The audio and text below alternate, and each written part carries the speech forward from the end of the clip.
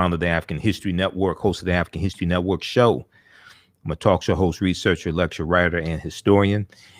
So it is Friday, October 16th, 2020.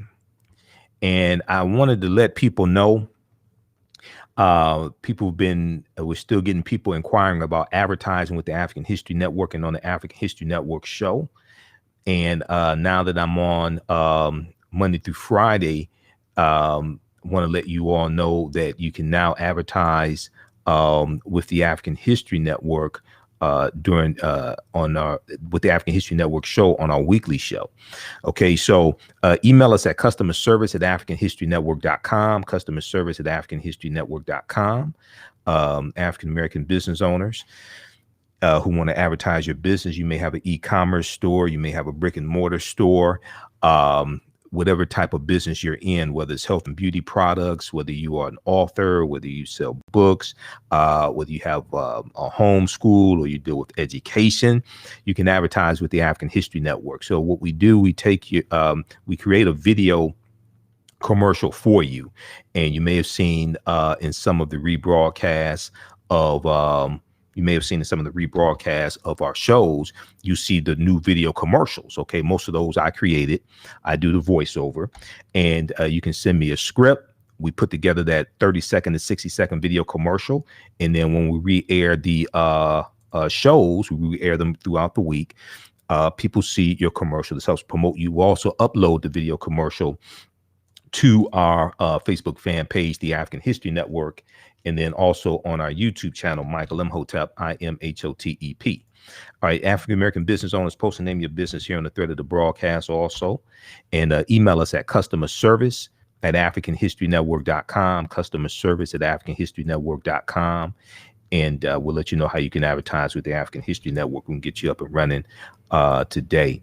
So you'll get the video commercial, and then also our broadcasts are in audio podcast format as well. So we're on 9 different audio podcast platforms. We're on Blog Talk Radio, iTunes, iHeartRadio, Stitcher, Castbox, Acast, TuneIn. So when people listen to the audio podcast of these broadcasts, they'll hear your audio commercial as well. Okay, so you may have an upcoming conference or a virtual conference. I know, I usually speak out of state once a month or something like that. All that's been basically canceled, but people are having virtual conferences. You may have a virtual conference that you want to promote. You may have a restaurant, catering business. You may sell African jewelry, African clothing, African garb, etc. T-shirt company. Email us at customerservice@africanhistorynetwork.com. Now, a lot of people oftentimes say, well, when we look at other ethnic groups and races of people, we look at Arabs and Chaldeans and things like this, they have and Asians, they have a history of entrepreneurship. Okay, well, when we study our history, African people, we have a history of entrepreneurship as well. And when we look at the first economies, when we look at the great African civilizations that we love to talk about, whether we talk about ancient Kemet or ancient Egypt, whether we talk about Ta-Nehesi or Nubia or Ta-Seti, if we talk about Ethiopia or Abyssinia, we talk about Great Zimbabwe, things like this. We go into West Africa and we deal with Ghana, Songhai, and Mali. When we deal with these great African nations and these societies, we're going to see that they have some type of economic system. We're going to see they're engaging in commerce. They're engaging in trade. They usually have some type of African marketplace as well. Okay. And we see that they're going to have control of land. They are involved in agriculture. They're growing their own food. They're not relying upon Asians and Arabs and Chaldeans to feed them. Okay. They may engage in commerce and trade with other ethnic groups, other races of people, but they have control of land. They are engaged in agriculture. They have mineral wealth. There's an economy, and there's some type of government system. There's some type of structure as well. When we look at these great African societies, we see this. So in all actuality, we know that African people are the first farmers. We're the first entrepreneurs as well. That's in our history. But even in this country, we have a deep, rich history of entrepreneurship. We have the co-ops, the cooperatives. Dr. Jessica Gordon Nimhard is the author of the book Collective Courage. Collective Courage. And Dr. Jessica Gordon Nimhard is the author of the book Collective Courage. And Collective Courage deals with a history of African American cooperative thought and practice. A history of African American cooperative thought and practice. And I interviewed the sister back in about 2014, I think it was. Maybe it's about 2016. I interviewed her, and she was speaking here in Detroit. So I interviewed her to help promote the lecture. And her book deals with the deep, rich history of cooperative economics, the co-ops. And the co-ops, the cooperatives, those are African principles we brought with us from West Africa. And you're dealing with these cooperatives, like whether it's the Colored Merchants Association, whether it's things like the Colored Farmers National Alliance and cooperative unions. These are ways that African Americans engaged in economic empowerment, engaged in business, engaged in economics. And it's a collective. The members were owners of the organization or of the business or something like that, as opposed to maybe just individual owners or maybe just a family owning a business. You had a collective and you could compete better. You could, the owners shared in the profits. It was more beneficial as opposed to the capitalism that we're taught, or it gets dressed up as black capitalism, et cetera. And what happened was a lot of African Americans went to white business schools, or they went to business schools at HBCUs that taught white business principles. And we then brought those white business principles back to the African American community, okay, and tried to use them. And for the most part, for the community in general, they don't work like the cooperatives did. They may work for your family, they may work for you individually, but the cooperatives were different. So when we look at things like the Colored Merchants Association, right? The Colored Merchants Association was created right around 1928, 1929, and comes out of the National Negro Business League. And this was an association of African-American grocery store owners. So that they could work together, pool their resources together, learn marketing tactics, learn better accounting principles, buy in bulk so they get a lower economies of scale and better economies of scale, and they could better compete against the chain stores, the growing number of chain stores, the Kresge's and the Woolworths and A&P, things like this. This is the Colored Merchants Association that comes out of the National Negro Business League, and that National Negro Business League was founded by Booker T. Washington, okay, right around 1900. All right, so we have a deep, rich history of these co-ops. When we look at things like the Colored Farmers National Alliance and Cooperative Union, this was founded in 1886 in Texas. Okay, 1886 in Texas. It only lasts 5 years, but they grow to about 1.2 million members. Okay. Now, a lot of people haven't heard about this because oftentimes when we deal with this history, the cooperatives, the co-ops are left out. We had things like the Free African Society of 1787. We're going to have, even when we go back to slavery, we're going to have many cooperatives that are helping buy people out of slavery, helping pay for burial costs, etc. You know, we were doing crowdfunding before it was called crowdfunding. This is all in our history. These are all principles. So when you hear me talk about Dr. Leonard Jeffries and Professor James Small, two of my teachers, and when they teach, they talk about the pyramid principle. And we look at the three sides of the pyramid. The foundation is African history and culture. And it's African history and culture that gives us our VIPs, our values, our interests, and our principles. And this gives us a cultural paradigm that we see reality through. And then this helps define reality for us. And then the two sides of the pyramid are economic empowerment and political empowerment. Well, your history and culture influences how you engage into those economics. Okay. Are you dealing with economic empowerment, engaging in economics from a cultural perspective, or are you dealing with it from a perspective that has been imposed upon you? Yes, we do. Yes, we live in a capitalistic society, but how do we engage in that capitalistic society? So when we look at the Colored Farmers National Alliance and Cooperative, they were formed in 1886 in Texas, despite the fact that both African American and white farmers faced great difficulties due to the rise, due to the rising price of farming and the decreasing profits that were coming from farming. The protective organization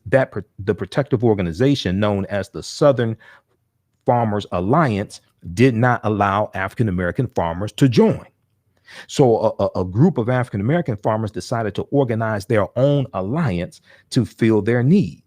The CFACU, Colored Farmers National Alliance and Cooperative Union, operated under fear and harassment by white farmers, but managed to operate several cooperatives in the late 19th century before having to disband. They were getting threats. They were getting death threats.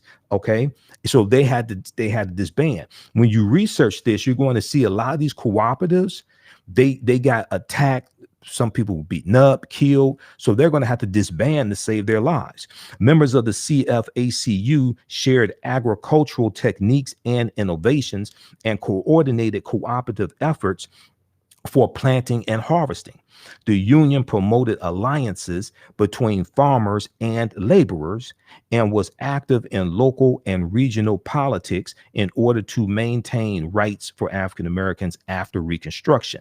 So Reconstruction is 1865 to 1877. It's estimated that the CFACU had 1.2 million members and was the largest Black organization of its time. Okay. And when we look at different African principles, when we look at cooperatives, for instance, Motown, Berry Gordy started Motown with $800 that he borrowed from his family's co-op in 1959. His family had a cooperative. He borrows money from the cooperative to start Motown Records.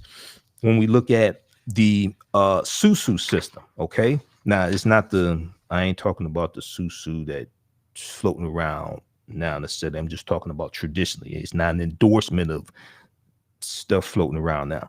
But in parts of West Africa and the Caribbean, an ancient version of cooperative economics exists called Susu.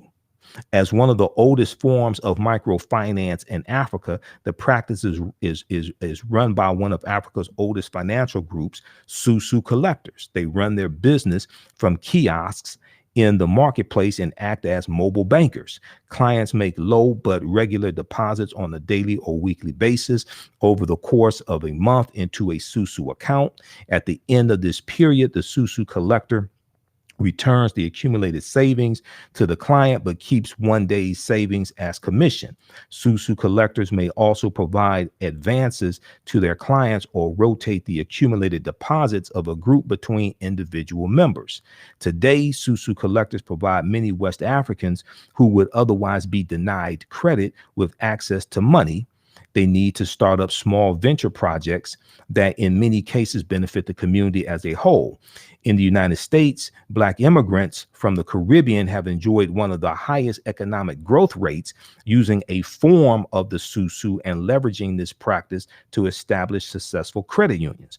So when we look at credit unions are one of the most well-known forms of a cooperative, because when you belong to a credit union, you are a member as opposed to a bank. You are a member. Okay. So you as opposed to just somebody who has an account with the credit union, as opposed to somebody who has an account with a bank. With a credit union, you are actually a member. Okay. So it's different. A credit union is a form of a cooperative as well. AtlantaBlackStar.com has a good article from 2013, 5 historic examples of cooperative economics, Ujamaa, that advanced the Black community. And then also check out this book here, Collective Courage, A History of African American Cooperative Economic Thought and Practice from Dr. Jessica Gordon Nemhard. Okay, so check your local African American business, local African American bookstore for that book. But oftentimes when I hear, and my degrees in business administration with a major in marketing from Wayne State University here in Detroit, a lot of times, when I've done business consulting for 7 years, I managed African-American companies. We had contracts with city of Detroit, county of Wayne, state of Michigan. And in teaching entrepreneurship, a lot of times people don't know, a lot of times African-Americans don't know our deep, rich history in economic empowerment, entrepreneurship, and principles we brought with us from Africa here as well, but don't even understand what we were actually doing during slavery. Okay. And then during Reconstruction. So we have a deep, rich history of this. So once again, you can email us at customerservice@africanhistorynetwork.com, customerservice@africanhistorynetwork.com, African American business owners. You can advertise with the African History Network on the African History Network show. We're on Monday through Fridays now. And then what we do, we take your 30-second to 60-second video commercial, and I'll create a video commercial for you. So when you see some of the rebroadcasts of our shows, you see the video commercials in there. Black History Mobile Museum 101 is one of them. A lot of those video commercials, I'm the one that puts them together. I do the voiceover. You send me a script, we put that together. And then when we re-air these broadcasts, you see those commercials in there. And then also in the audio podcast format of our broadcast, we'll have your audio commercial in there as well. Okay, so we're on 9 different audio podcast platforms: iHeartRadio, FM Player, TuneIn, iTunes, Blog Talk Radio. So if you are African American book author, if you have a bookstore, whether you have a brick and mortar store or a e-commerce store, if you sell health and beauty products, clothing, African garb, or whether regular clothing, if you sell athletic gear, shoes, okay, you have a fitness website, if you have an upcoming conference or event, virtual conference, etc., we can help you market that at the African History Network. Email us at customerservice@africanhistorynetwork.com, customerservice@africanhistorynetwork.com. Also follow us on our Facebook fan page, The African History Network, The African History Network, and turn on notifications so you know when we go live. Follow us on our YouTube channel, Michael Imhotep, IMHOTEP, on YouTube as well. And check out this information dealing with the cooperatives, but also understanding our history when it comes to entrepreneurship and economic empowerment. That's always been part of the of our movements. Okay, whether we talk about Marcus Garvey, even when we talk about the civil rights movement, that is the cooperatives were part of the civil rights movement. It's just not talked about a lot when they retell the story. They oftentimes they just talk about marching and sitting in and different things like this. But there was an economic component to the civil rights movement as well. And actually, if you look at the this article from Vice.com, Vice.com, how Black co-ops can fight institutional racism. How Black co-ops can fight institutional racism. It's an interview with Dr. Jessica Gordon Nemhard, and on page 6 of the article, the question was asked by the interviewer: what role has cooperative economics played in Black communities in the U.S.? And she responded, African Americans have engaged in some form of collective economics throughout our entire history in America. Sometimes it was tilling kitchen gardens on Sundays when we weren't working as enslaved people and sharing the produce. Sometimes it was putting in dues to bury loved ones. By the 1700s and 1800s, we had more formalized systems of collective economics that were more enterprise driven, like insurance companies and collective farming. Eventually, we had collective grocery stores, like going back to the Colored Merchants Association in 1928, 1929. Okay, it was a cooperative of African American grocery store owners. Eventually, we had collective grocery stores, credit unions, and healthcare. Europeans eventually recognized the model around 1844, and it formally came to the U.S. African Americans then started forming official co-ops in the 1860s and 1870s. Okay, so Civil War is 1861 to 1865. 13th Amendment is ratified December 6, 1865. 1865, 1877, you have this period of time called Reconstruction, when they're putting the Union back together, rebuilding the South that was devastated because of the Civil War. And then we have the 14th Amendment, where we have the Civil Rights Act of 1866, which is giving rights to African Americans. This 14th Amendment of 1868, which gives citizenship. The 15th Amendment of 1870, which guarantees the right to vote to African American men, not women, but African American men. Okay, so you have this period of time. You have the Force Acts, F-O-R-C-E, the Force Acts of the 1870s, like the Ku Klux Klan Act of 1871, which is a federal law that is designed to really attack the Klan. Okay, and there's the Ku Klux Klan Act of 1871. So you have all this taking place. You have African Americans owning land, acquiring land. You have us winning seats in Congress. Most of them in the House of Representatives. You're going to have 2 in the Senate. Okay, U.S. Senate. So all this is taking place during Reconstruction. So by the 1880s, labor unions were actually helping workers to start their own co-ops, and African Americans were involved in that too. So they were asked the question, she was asked the question, did co-ops play a role in the civil rights movement? She said it was what I call a silent partner to the movement. This was done by, she said this was done by blacks. So it's going to be a silent partner in the movement. Okay.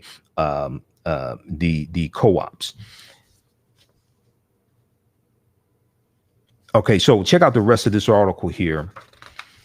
And we know that economic boycotts were part of the civil rights movement. But you're also going to have a component where you have co-ops helping raise money for the civil rights movement, and you have African American businesses, etc. You have people like A.G. Gaston, who was a life insurance titan business owner. You're going to have him putting up money to bail civil rights workers out of jail. All different types of things like this are going to take place. So oftentimes when the stories get retold, these different aspects are left out of it, the economic component. But another aspect is left out is the armed resistance, the armed self-defense when it comes to the civil rights movement as well. So that's why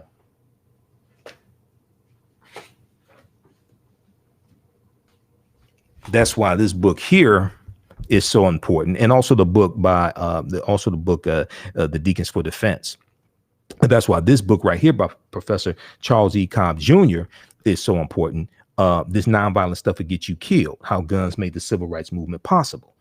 Because this talks about how it was, if it had not been for Negroes with guns, there would not have been a civil rights movement, because it was Negroes with guns. It was African Americans with guns who were protecting the civil rights workers while they're engaging in their nonviolent direct action. Okay. And when I interviewed Dr. Hassan Kwame Jeffries back in about June or July, okay, and he's a nephew of Dr. Leonard Jeffries. He's an associate professor of history at Ohio State University. We talked about John Lewis passing and Bill Clinton's comments about Kwame Ture, Stokely Carmichael at John Lewis' funeral. So we got deep into this history, and we did with the Black Power movement coming out of SNCC in 1966, the Student Nonviolent Coordinating Committee, and Kwame Ture winning the chairmanship of SNCC, John Lewis leaving, others leaving who are not with the Black Power movement. But we dealt with how you had you had African Americans with guns protecting the civil rights movement. Even before the Deacons for Defense and Justice is founded in 1964. I mean, we go back and look at Dr. King. Dr. King owned guns until Bayard Rustin convinced him to get rid of his guns. But in 1956, Dr. King tries to get a concealed pistol license in Montgomery, Alabama, because he's getting death threats during the Montgomery bus boycott. Okay. So when Dr. Jessica Gordon Nemhard was asked, did it play a role in the civil rights movement? She said it was what I call a silent partner to the movement. This was done by blacks partly to survive outside of U.S. capitalism, which was so exploitive. It was also a way to create independence and wealth so we could be more politically active. Okay, so we have a deep, rich history of this. So this is what we have to tap into. This is why our history and culture is so important.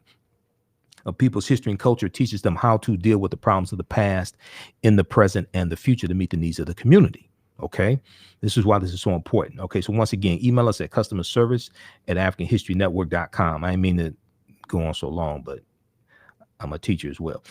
Email us at customerservice@africanhistorynetwork.com, customerservice@africanhistorynetwork.com. Post the name of your African-American owned business here. We've got shops or be glam. Okay, shops or be glam.com. That's Lanisha. We've got, let's see here, what we have here.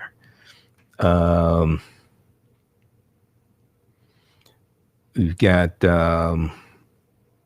okay, we've got Patrick, Tamiko.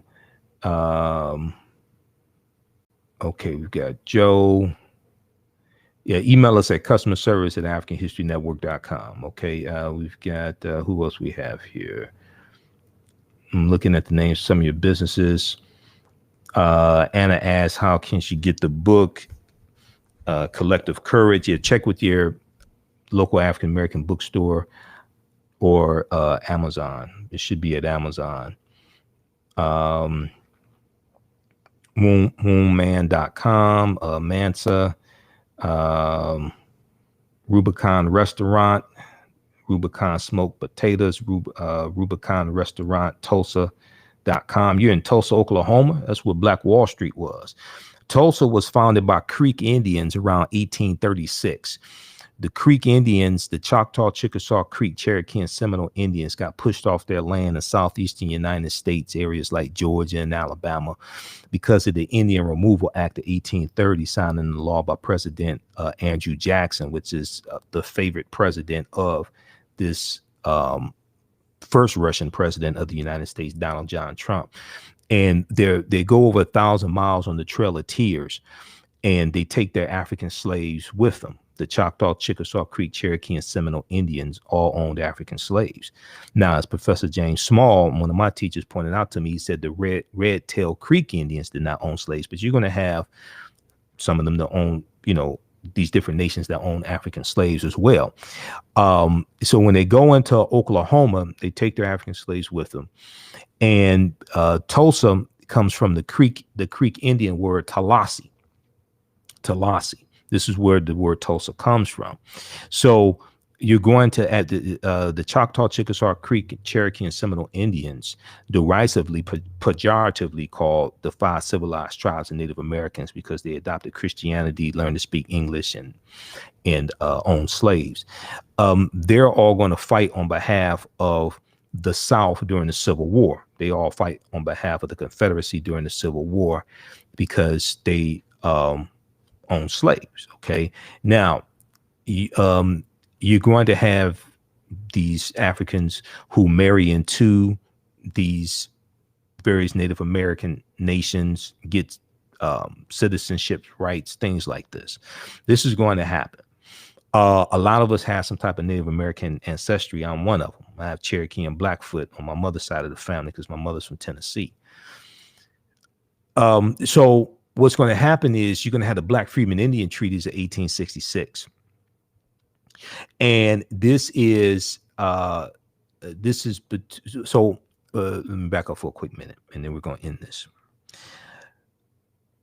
When these Native American nations take up arms against the Union during the Civil War, they violate treaties that they have with the United States. And these treaties stipulate that they can never take up arms against the Union. So before the Civil War, you're going to have Native American territories where they own this land, where they have this land. That land is going to be taken back after the Civil War ends, and they're going to be put on reservations. But there are also stipulations that they have to free their slaves. Some of them don't free their slaves till like 1866, 1867, because they did, in vogue said, give it up, turn it loose. They didn't want to give it up or turn it loose, some of them. Now, this is not, I'm not saying that we should hate Native Americans. That's not what I'm saying. I'm dealing with the history. I don't want people to misunderstand what I'm saying, because many of us have Native American blood. Many of us, there are Black Indians that exist today. There are Black Indians. And we saw that the Cherokee stripped the Black freedmen in 2011 of their citizenship rights in the Cherokee Nation. And those Black freedmen are going to sue to get their citizenship rights back in the Cherokee Nation, get their full rights, etc. Okay. So there are about 566 or 567 federally recognized tribal nations in this country. Okay. So I don't want us to look at all of them negatively or attack them, things like this, because white supremacy pits groups of oppressed people against each other to fight one another. The U.S. has violated over 371 peace treaties with Native Americans. And oftentimes you're dealing, when you deal with different ethnic groups or what have you, races, what have you, that are fighting one another, usually they're operating based upon misinformation that's been fed to them coming out of white supremacy. All right. So we have to understand that also. When you read books like The First Americans Were Africans, Documented Evidence, and I just had Dr. David Imhotep on my show Monday, October 12th for Indigenous Peoples Day, Columbus Day.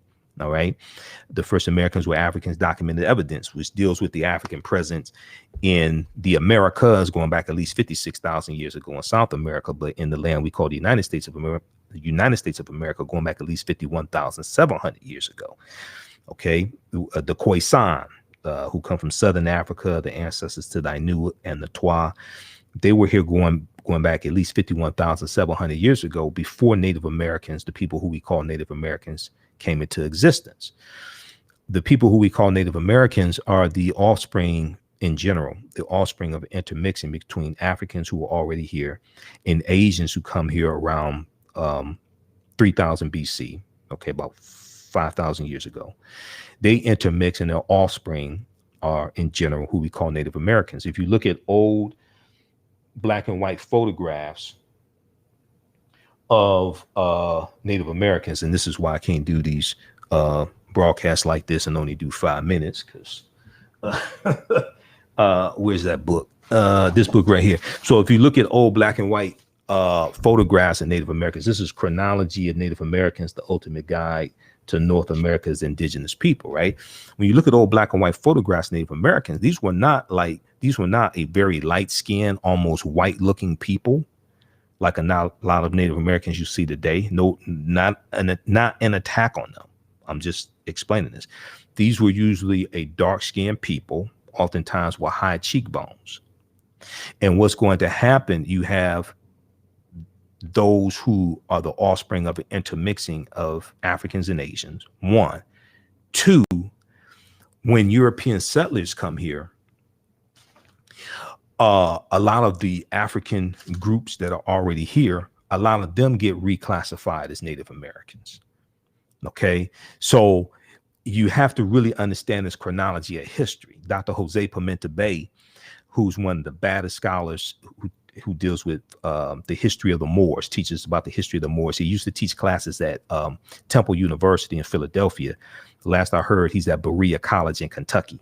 Okay, Berea College, incidentally, is where Dr. Carter G. Woodson, co-founder of the Association for the Study of Negro Life and History, September 9th, 1915, and founder of Negro History Week in 1926. Berea College is where Dr. Carter G. Woodson got his undergraduate degree. All right, this is just a little Black history fact, African American history fact. But So we have to understand this chronology of history. Now, in all of this history, this does not mean the transatlantic slave trade did not happen. It does not mean August 20th, 1619 did not happen when those 29 Africans on the White Lion pirate ship are traded for food and water and supplies. That does not mean that did not happen. That does not mean 1526 did not happen when the Spanish had taken Africans into the territory, the area we call South Carolina and Georgia. And they're enslaving them. Those Africans are going to overthrow their oppressors and they're going to disappear, run away to join Native Americans. That doesn't mean 1526 did not happen. That does not mean 1513 did not happen when a West African born in West Africa around 1480 named Juan Garrido comes into Florida with Juan Ponce de Leon, the Spanish conquistador. He was African. That's probably the first person of African descent that we know of by name. Okay, even Dr. Henry Louis Skip the Truth Gates talks about Juan Garrido. He talks about Juan Garrido in where's Gates' book. You gotta bear with me. Okay, so I got like 5 stacks of articles in file folders to my left, and I got 7 stacks of books to my right. So you just gotta bear with me. But in Gates' book, African Americans, Many Rivers to Cross, he talks about Juan Garrido. Okay, in the I'll show it to you. This book right here. Actually, 2 books. Okay, so the African Americans, Many Rivers to Cross. In 2012, Gates did this, I think, a 6-part series on PBS. This is the companion book to that PBS series. Okay, and he talks about Juan Garrido in here. It's page, I think it's in the introduction. And just bear with me. I really did not plan to be on this long. I got a lot of work to do. Page 4. Page 4. He's showing Juan Garrido and Juan Ponce de Leon. Okay. So, and then also in Gates' book, 100 Amazing Facts About the Negro. And Gates does do some good research. Now, there's some flaws when he talks about African involvement in the transatlantic slave trade, but I've read dozens of Gates articles. He does do some good research. Ancient African history is not his forte, though, you know. But this one right here, he talks about Juan Garrido in here as well. 100 Amazing Facts About the Negro. So we have to understand the history. We have to understand it chronologically. We have to understand it chronologically. Okay. African people migrate at different times for different reasons. It could be voluntarily, it could be forced, etc. So just because African people were here for tens of thousands of years, that doesn't mean that doesn't mean we weren't brought here as captives also. You have to understand the chronology of like the last 50,000 years of history, as opposed to just the last 500 years of history. All right. Okay. So that's going to be it now. Okay. Also, if you like this type of information, you can donate to the African History Network. $ the AHN show through Cash App. $ the AHN show through Cash App. So that helps finance the research, helps us keep doing our Sunday night show. We're still on Sundays, 9 p.m. to 11 p.m. Eastern Standard Time on 9-10 a.m. Superstation WFDF in Detroit. Now we're on Monday through Friday, also 11 p.m. to midnight as well. So now I'm doing 6 days of radio a week. Okay, I'm doing 6 days of broadcast a week. All right, so email us customer service at AfricanHistoryNetwork.com. We'll get you up and running right away. And the other thing is, if it's a situation where you say, well, look, I want to take advantage of this because we have limited inventory, we have limited space. If it's a situation where you say, okay, well, look, I want to take advantage of this to lock in my space, my ad space, but I won't be ready to advertise for a month, or I won't be ready to advertise till December or something like that. That's fine. Also, still email us. We'll get you locked in. All right.